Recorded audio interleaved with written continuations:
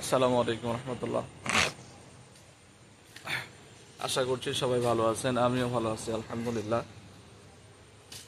আজকে আমার দিনের সর্বপ্রথম কাজ হচ্ছে, আমার পুরো দিনের কাজের কথাটা শেয়ার করবো আপনাদের সাথে।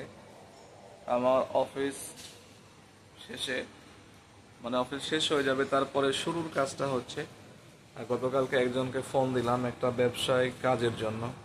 তো উনি বললো, ভাই ঠিক আছে, ওনার সাথে দেখা করার কথা বলছে আমাকে। তো ওনার সাথে দেখা করতে হলে অবশ্যই আমাকে তার কাছে যেতে হবে। তো উনি আমাকে বলছে 8টার সময় ওনার কাছে যাওয়ার জন্য। এখন আমি যদি 8টার সময় ওনার কাছে যাই, তাহলে আমাকে বাইরে কোথাও গিয়ে নাস্তা করতে হবে।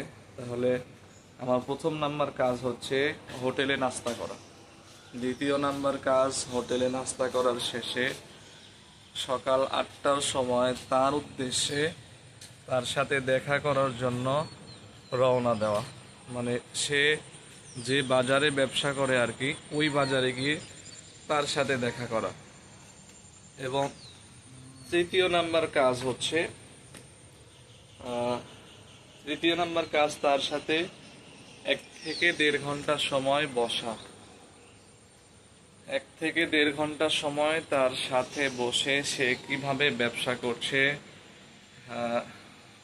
কিভাবে সেলস করছে, কিভাবে তার কিভাবে বিক্রেতাদের সাথে কথা বলছে, ক্রেতাদের সাথে সে কিভাবে কথা বলছে, এই জিনিসটা দেখা এবং এখান থেকে কিছু অভিজ্ঞতা অর্জন করা।